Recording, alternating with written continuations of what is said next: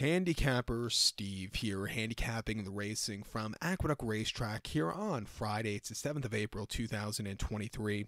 Gonna look at the 7th race from Aqueduct, but before I get on to that, remember to please follow me on Twitter at Horse Racing Kid 5 for more selections for race courses around the world, and I mean it around the world. Join me tomorrow for my Wood Memorial Day preview.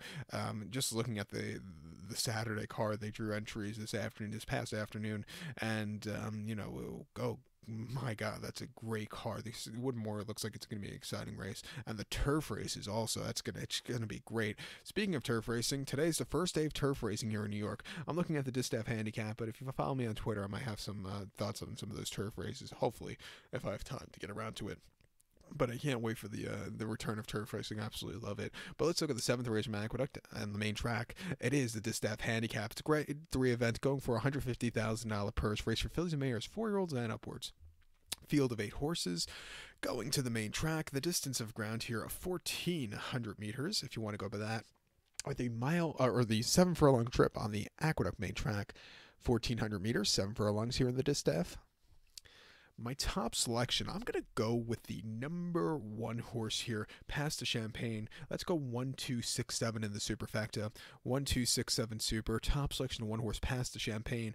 5-year-old mare by Flatter. George Weaver trains. Jose Lascano gets to mount. The horse's most recent outing came the 18th of February at Laurel. 7 furlongs in the Barbara Fritchie. And the horse finished 4th by 2 lengths that day. And he didn't have the best beginnings. Had to be used a lot to get some decent position towards the front end early on. But then just kind of hit the wall a little flat late. It wasn't the day to win. Refreshing to Aqueduct, not the world's toughest race, being a little bit forwardly paced. I think the horse could really run a good race. Due back in the Wayward Lass at Tampa over the mile 16th, 14th of January. First start in, just under a year. He finished second by a head that day, and I thought he ran a good race from a wide poster. It was wide throughout dueling, but he just missed late. Not a bad race for it being the horse's first start since the 3rd of February of 2022. That came at Gulfstream, 7 furlongs and optional 25 claimer, where the horse won by 2 3/4 lengths. Didn't break so well. It was a little bit wide, but he went away with it. A great run, considering with the horse's first race since the Kentucky Oaks of 2021, and that came at Churchill, mile and 8th there. He finished 12th by 21 lengths, beat 1 horse home, didn't break anyway, and that's where the horse lost all chances there. And then prior to that, against Maltha and the Ashland at Keelan over the mile 16th, he placed that day. And again, he hit the gate going out of it. Can't speak, pardon me. He hit the gate going out of it, and was quarter horse to get good position. Had to lead by a lot in the lane, and then just completely flattered after that. Wasn't getting the 2 turns. I don't know why they ran the horse in the Breeders' Cup and the Kentucky Oaks after that, because this horse is not a 2-turn horse. She wants to go 7. She's going to get it today. She's trading well at Palm Beach. Let's use her on the ticket.